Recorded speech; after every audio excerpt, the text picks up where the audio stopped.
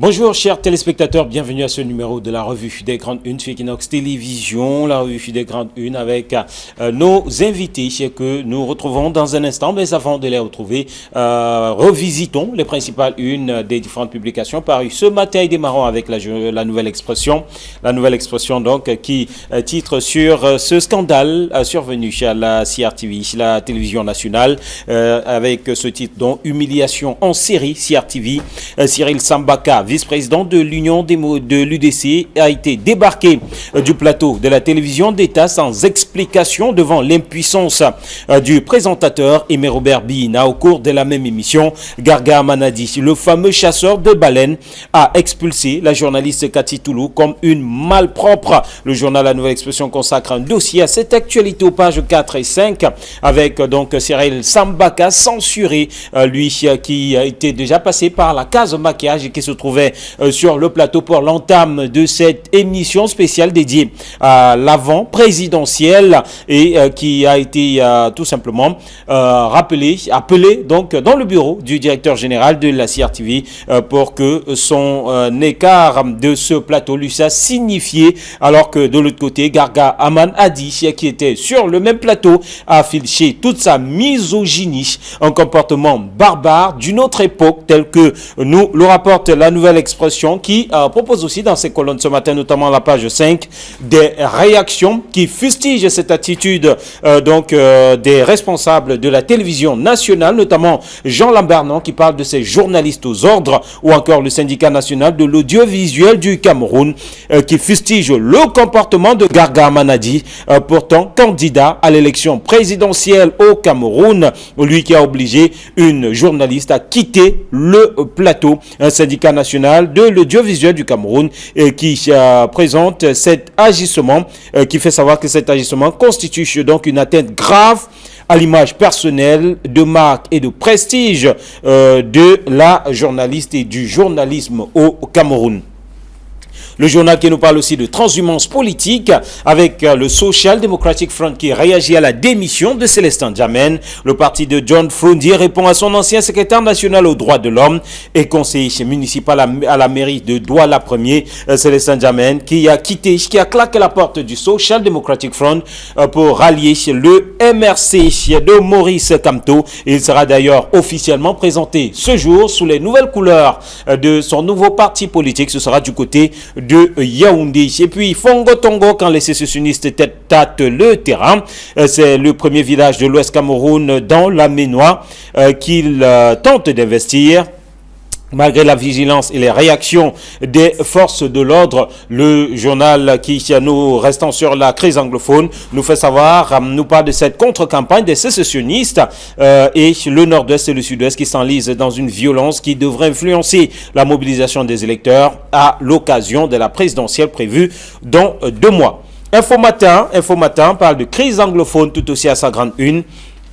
Il nous parle du soutien à condition de Grégoire Ouna au cardinal Toumi, le secrétaire général adjoint du comité central du RDPC, souscrit à l'idée des hommes de Dieu menés par l'évêque émérite, mais surtout présente donc dit ce qu'il pense des préalables dressés par les hommes d'église, notamment donc le retrait des hommes Antonio, alors la cessation de toute guerre de ce côté-là, lui qui selon Info Matin, c'est un sujet fait savoir qu'il n'est aucunement question selon lui de retirer les forces de défense de ces territoires, mais aussi parlant de la libération des prisonniers donc retenus dans le cadre de cette crise anglophone. Lui aussi fait savoir qu'il devrait faire face à la justice. Nous rapporte Info Matin qui ajoute que Sidorf et Kluivert seront à Yaoundé ce jour. L'essentiel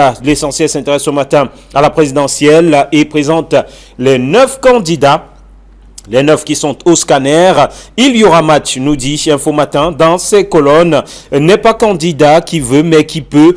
Elections Cameroun qui a rendu public lundi la liste des candidats retenus pour participer à la présidentielle du 7 octobre prochain. Jeunes et vieux, novices et habitués vont donc affronter Paul Biya qui avait déjà battu certains d'entre eux. Assurément, il y aura un vrai match, nous dit le journal, entre un vieux briscard rompu à la compétition et 8 candidats qui, aux dernières nouvelles, dont tente de former une coalition. Le journal Le Quotidien de l'économie s'intéresse aux technologies de l'information et de la communication au Cameroun et présente ses chiffres et faits. D'été ici au Cameroun, réaction des entreprises aux relations des entreprises, aux technologies de l'information et de la communication, proportion des ménages disposant d'un accès Internet à domicile, données sur les abonnements au réseau de téléphonie fixe, possession de l'électricité, de la radio et de la télévision à lire dans les colonnes du Quotidien de l'économie. L'anecdote parle de Garga Aman Adi à sa grande une et le présente comme ce tyran qui veut diriger le Cameroun. C'est la une du journal L'Anecdote, qui revient donc sur cet incident sur le plateau de la télévision nationale, fustigeant le comportement de Garga Aman Adi. Idem pour Mutation ce matin, qui parle de médiascopie et présente l'affaire Garga, une émission de la CRTV sur l'élection présidentielle marquée par des incidents. Invité de ce programme, le candidat Garga Aman Adi s'est illustré par une conduite vivement critiquée. Les explications du président de l'Alliance pour la démocratie et le développement dans les colonnes du journal Mutation ce matin, à lire notamment à la page 9. Et présidentielle et réseaux sociaux, la peur bleue de Vondo Ayolo, le directeur du cabinet civil de la présidente de la République, à lire à la page 11. Le messager s'intéresse à la République démocratique du Congo ce matin et le président Joseph Kabila qui parle à Paul Biya, alors que le président congolais, pour éviter le chaos à son pays, a lâché le pouvoir. Son homologue camerounais de 85 ans n'est pas prêt d'abandonner. À lire à la page 3 et à la page 6, le Conseil constitutionnel qui se ronge les pouces relativement au contentieux préélectoral des 18 candidatures rejetées par le Conseil électoral. Aucune requête n'a été déposée devant l'instance, nous dit le journal. Le Jour parle ce matin des 35 cadres de Paul Biya au pouvoir et Titus Edouard, l'ancien secrétaire général de la présidence de la République, qui se lâche dans les colonnes, qui se lâche donc ce matin, repris dans les colonnes du jour, du journal Le Jour. L'ancien secrétaire général donc critique le renouveau dans un essai politique qui vient de paraître. Le journal qui propose d'ailleurs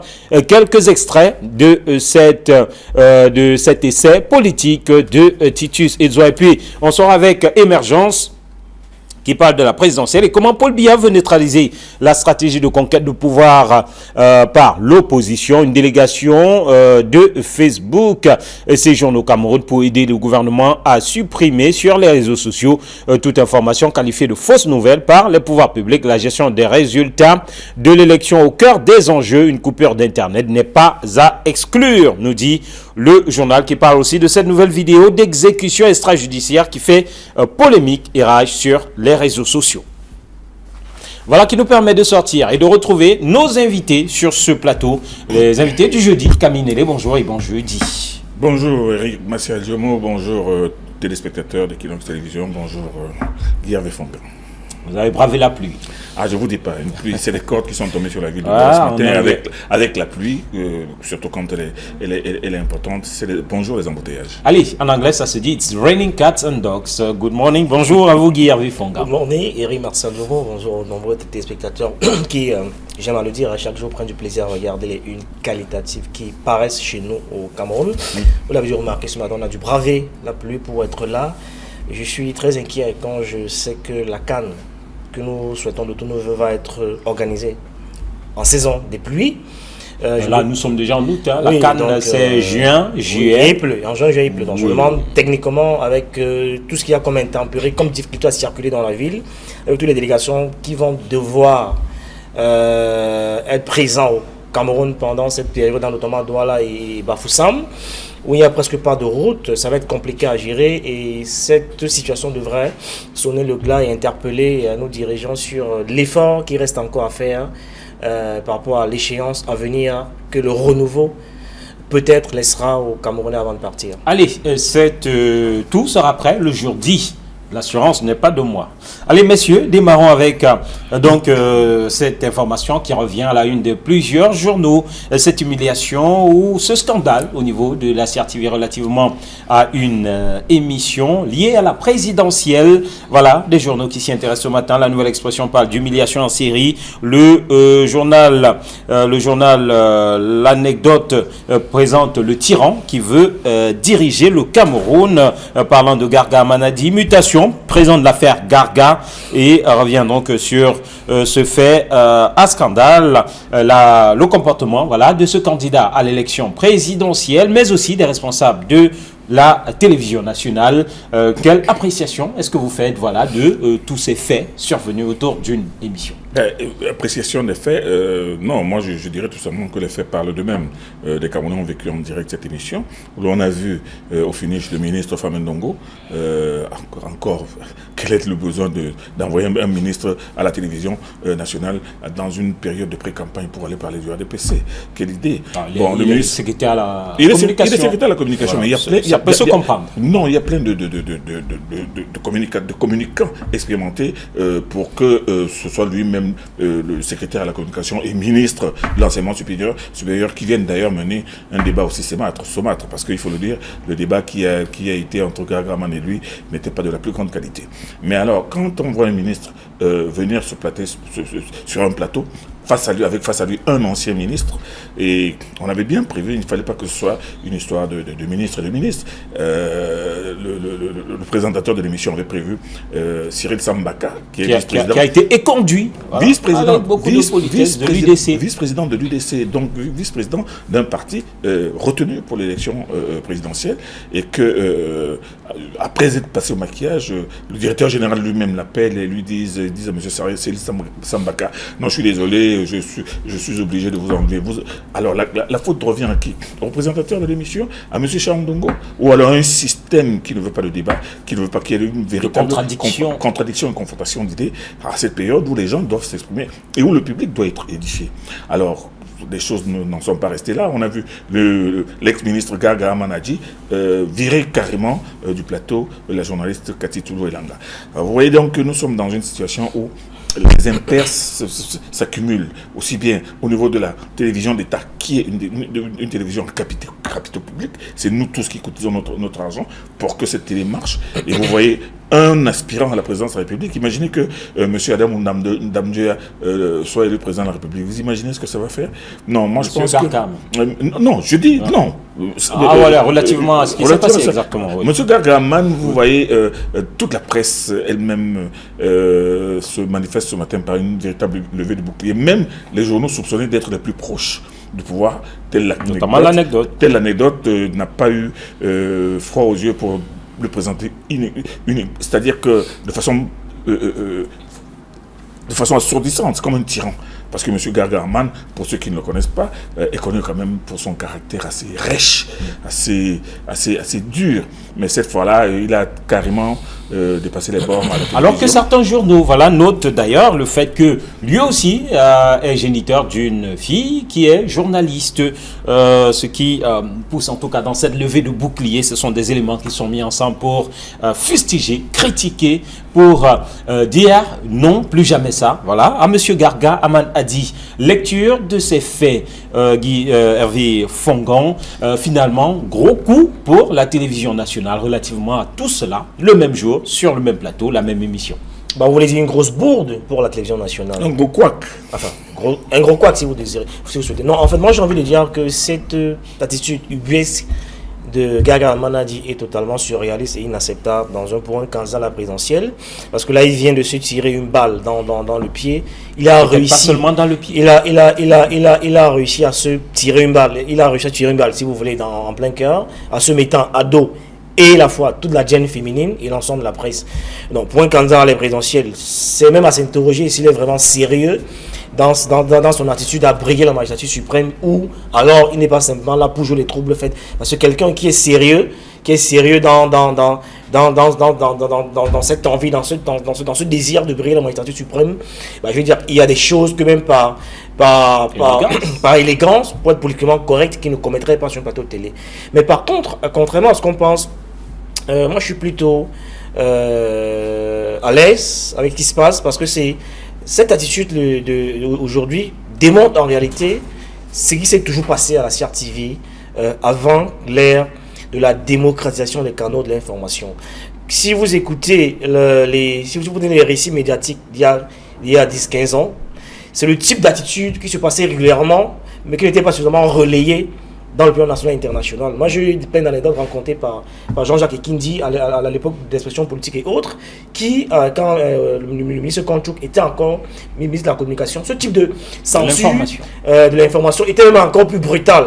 Sauf que vous allez bien voir que le diktat des réseaux sociaux oblige maintenant la presse traditionnelle à rectifier le tir et à se remonter. Il y a beaucoup de gens qui n'ont pas suivi l'émission. D'ailleurs, j'en fais partie. Sauf que le fait de relayer de manière abondante et agressive sur tous les réseaux sociaux en même temps, ont fait que les gens aient accès assez rapidement à l'information, à ce qui s'est passé sur le plateau de la CRTV. Et donc, ça a obligé, vous avez vu la CRTV 24 heures plus tard, à produire un communiqué, même s'ils ont ignoré en fait l'incident. Toute la presse traditionnelle a repris l'information à la une. Cette information aurait pu passer inaperçue s'il n'y avait pas eu ce ramdam dans les réseaux sociaux. Et donc, il faut bien comprendre qu'aujourd'hui, on est à l'ère du digital, et c'est une donnée essentielle qui va être déterminante, même dans le déroulé de la campagne électorale qui est en cours en ce moment. Et vous allez bien voir le lien qu'aujourd'hui, le gouvernement a bien compris que l'enjeu, c'est là-bas. Ils ont réussi à fabriquer une idée selon laquelle il faut absolument que l'opposition se réunisse, fasse une coalition pour aller aux élections. Et donc, je veux dire que le cœur, le levier le plus stratégique est dans ce canal-là, c'est-à-dire les réseaux sociaux, et avec des faux profils et tout ce qui va avec pour faire accepter ce type d'attitude aux populations. Et donc, aujourd'hui, le fait que cette tendance soit en relais dans la presse traditionnelle, radio, télé, et y compris, voit bien que les réseaux sociaux ont donné le ton, ont obligé les autres à suivre, et aujourd'hui Gaga Aman est dormi. Moi j'ai vu, depuis hier, vous lisez, par exemple le syndicat des journalistes est monté au créneau pour parler, pour indiquer un Gaga bashing. Il y a pas mal de télévisions aujourd'hui qui estiment qu'ils ne peuvent plus recevoir Gaga sur le plateau de télé jusqu'à ce qu'ils demandent publiquement les excuses à la dame. Et donc, vous voyez, il y a ce dispositif qu'il faut vraiment comprendre aujourd'hui. Et je crois que là, à mon sens, Gaga Amanadi vient de signer sa mort politique. Il sera difficile pour lui quand on sait qu'on est dans un pays qui a plus de 50% habité par les femmes, même si je refuse de croire que c'est lié au moule dans lequel il était socialisé, parce que je connais beaucoup de gens originaires du Septentrion qui ont assez d'élégance vis-à-vis des dames. Ils ne sont pas aussi, j'allais dire, sauvages quand ils s'adressent aux dames. Donc ce n'est pas lié au moule dans lequel il était socialisé, mais c'est à mon sens lié à d'autres paramètres qui sont peut-être des traits caractéristiques de la personne elle-même. Voilà, peut-être un mot rapide là. Donc évitons de fustiger les gens, évitons de fustiger tous les peuls. Oui, parce que tous les peuples ne sont pas comme ça. Même si vous n'avez pas aussi beaucoup de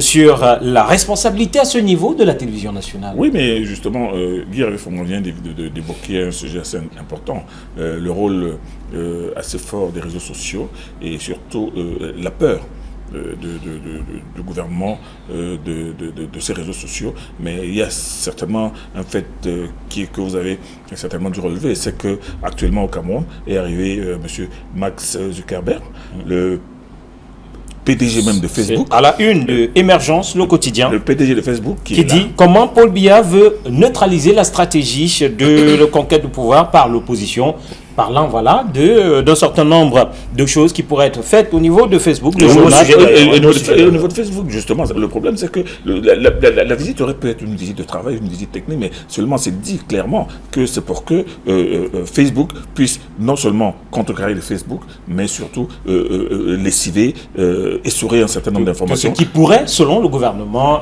être présenté comme fake news. Voilà. Non, tout ce qui pourrait être en défaveur du gouvernement et qui pourrait desservir le gouvernement, il faut rapidement contrôler ça et déconstruire ça. Il fait prospérer dans l'imagerie collective ce qu'on veut qu'ils retiennent et ce qu'on veut qu'ils entendent. Parce qu'aujourd'hui, ça répond au mécanisme de contrôle de l'information. C'est une forme de contrôle, une forme de censure, une censure subliminale des médias pour éviter justement pour que le discours qui passe ne soit que celui qu'on veut entendre. Et aujourd'hui, le discours a réussi de manière magistrale à être distillé dans l'opinion publique, où on est malheureusement aujourd'hui en train de faire croire aux gens, et c'est le gouvernement qui a réussi à faire ça, en mettant en contribution tout un écosystème, en l'occurrence, parce que vous avez ce qu'on dit aux gens, vous avez plus de 65% de l'électorat qui a moins de 35 ans et qui se trouve uniquement dans les réseaux sociaux, à qui il faut adresser un message à travers un certain nombre de faux comptes, de faux profils, qui de manière quotidienne est répété, relaie et répète ce type de message selon lequel il faut absolument que l'opposition se mobilise pour se coalise, pour espérer battre de prison. Et comme ils savent que c'est pas possible. Comme ils savent que c'est pas possible, c'est justement comme c'est exceptionnel, ça va être compliqué, disons ça comme ça. Et donc c'est donc le message à faire passer, de faire croire aux gens qu'au finish, comme ils n'ont pas pu coaliser, évidemment, le RDPC aurait pu gagner. Sauf qu'on refuse de dire aux gens également qu'en 92, quand le SDF bat le RDPC dans les urnes, il n'y avait pas de quoi, il y avait pas de candidature unique de l'opposition, il y avait pas de coalition. En face, non, je vais simplement indiquer, doyen, que cette propension qu'on a, et d'ailleurs il y a quelques acteurs politiques qui contribuent à véhiculer ce type et à faire peur aux gens. Parce que si au soir du 19, il n'y a pas cette liste consensuelle, c'est que ce qui va se passer, c'est que les gens n'ayant pas vu de coalition, vont rester chez eux, ils n'iront pas voter.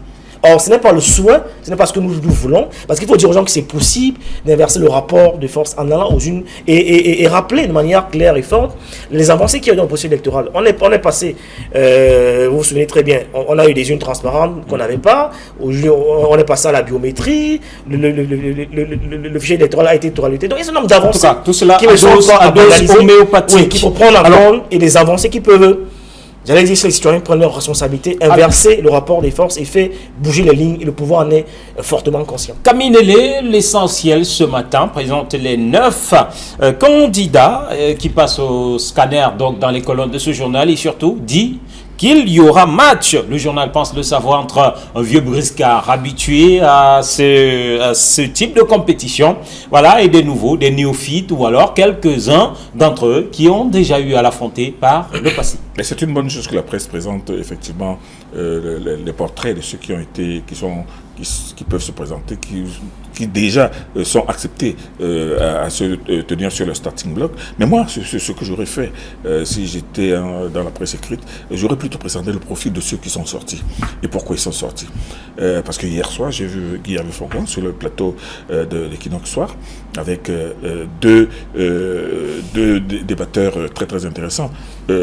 Guy Elimi Lobet, qui a sorti des chiffres édifiants. Il a donné les scores de chacun de ceux qui sont déjà présentés aux élections présidentielles antérieures. Il a donné le score de M. Gargaman, il a donné le score de M. Adamou Danguer, il a donné, il dit que ces deux voix-là, on ne peut pas dire qu'en 7 ans, c'est vous que vous voulez. Il a dit, et lui, évidemment, il est pour une coalition, pour d'un candidat unique, mais par contre il y avait sur le terrain aussi un candidat recalé à qui on n'a pas demandé exactement pourquoi il a été recalé et comment est-ce qu'il voit les choses maintenant. C'est vrai qu'il a dit qu'il a été recalé parce qu'à un moment donné il a compris qu'il a dépensé beaucoup d'argent et qu'il a dépensé beaucoup d'argent, il a vu que c'est titanesque.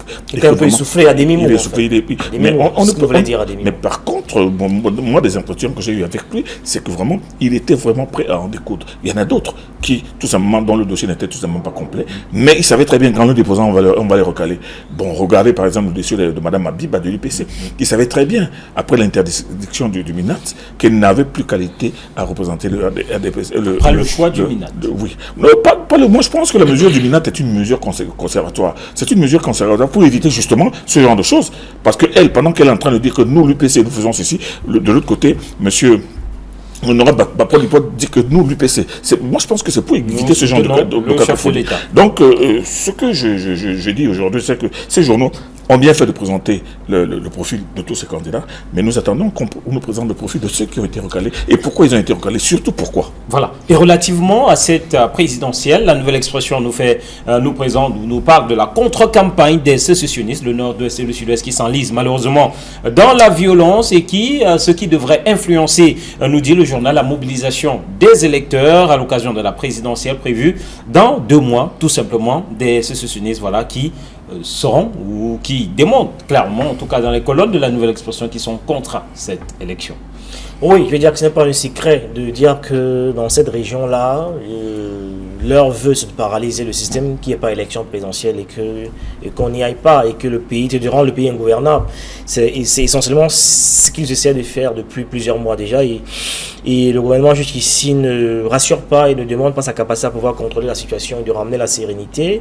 Ils ont appelé quelques acteurs sociaux à contribution, des vedettes comme Samuel Eto'o, pour aller prêcher la bonne nouvelle. L'école commence dans quelques semaines en septembre. Ouais. Le plan d'assistance est de manière progressive en train de se mettre en place. J'ai envie de croire que effectivement cette rentrée de septembre aura effectivement lieu. Et on est inquiet, je suis inquiet comme tout le reste, quant au désordre qui se passe là-bas. Je ne suis pas sûr que les élections vont vraiment se dérouler dans ces régions-là. Mais faisons confiance à nos dirigeants et il n'est bien que ce soit pour l'opposition ou pour le gouvernement que la situation s'enlise. Le retour à la paix est la chose que nous souhaitons tous pour que on aille vraiment à cette élection-là et qu'on mette fin de manière définitive à 36 ans de règne, un règne qui nous a fait beaucoup de mal, beaucoup de bien, où on s'est enlisé, où on s'est singularisé par une aristocratie de la nonchalance, un règne durant lequel ce pays a fini par devenir aux yeux du monde une catastrophe, une vraie calamité, où c'est malheureusement on est dans un pays qui a fini par prouver aux yeux du monde que c'est la forme du monde la plus achevée de l'inertie. Tout à l'heure on parlait de la CAN 2019 qui a été attribuée au Cameroun depuis 4 ans, à quelques mois de la CAN. On est encore en train de tergiverser sur les travaux. En tout cas, relativement à cela. On ne fait pas du surplace, mais on recule à très grands pas. Relativement à cela, la nouvelle expression ajoute que voilà, c'est une stade le terrain en essayant de conquérir quelques autres régions, notamment des villages de l'Ouest. Le journal parle par exemple de Fongotongo. On va avancer et évoquer les unes du journal Le Messager. C'est les candidats, c'est ça? Et du journal Le Messager et du journal Le Jour, Le Messager, qui fait savoir en tout cas que Joseph Kabila parle à Paul Biya. Joseph Kabila qui a décidé de choisir hier soir, à quelques heures de la clôture des dépôts de candidature pour la présidentielle de décembre prochain, choisir donc le candidat de la majorité présidentielle. Moi, je pense que le Messager, en mettant ce titre en grande une, se félicite et en profite pour dire que aussi Biya pouvait aussi faire la même chose.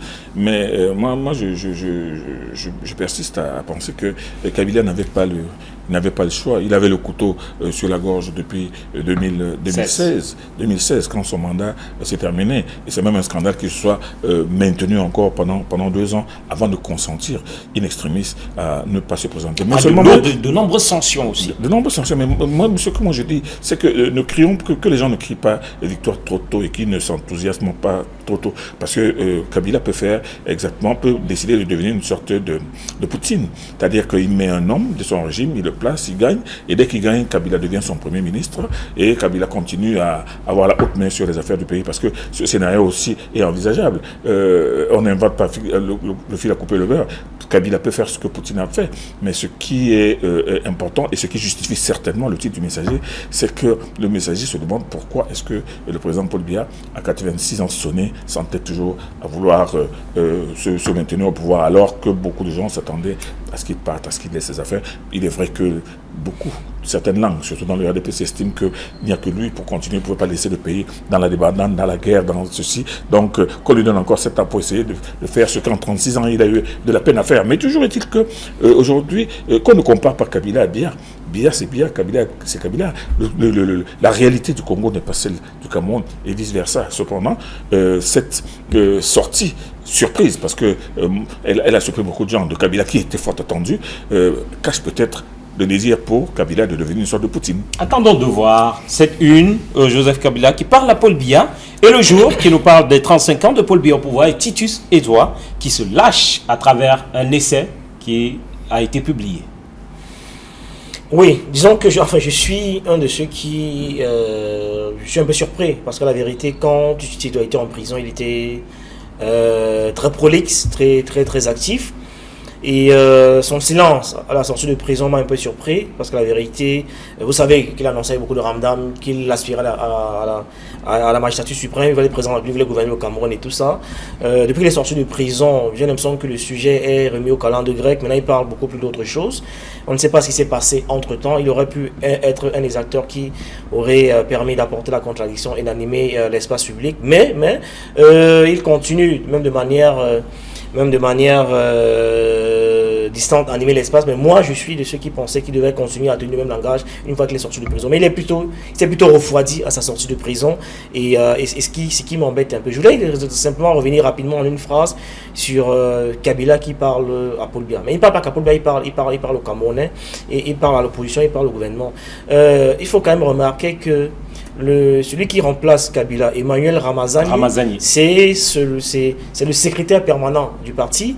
C'est un ancien vice-premier ministre donc, qui a été choisi par Kabila pour le remplacer. Et il faut également noter que c'est aussi, indépendamment de la pression, un des enseignements qu'on peut tirer, c'est qu'il a fini par écouter d'autres sons de cloche. Il a fini par écouter les gens qui voulaient qu'il passe la main et qu'il remplace, et qu'on écoute d'autres visages, qu'on écoute d'autres sons de cloche, qu'on voit de nouveaux visages. Et donc, c'est à féliciter, et ça peut se transposer dans le paysage politique camerounais, où vous avez des gens qui refusent de partir, qui pensent que sans eux, le parti ne peut pas exister, devrait disparaître. Tout à l'heure, vous parlez de coalition.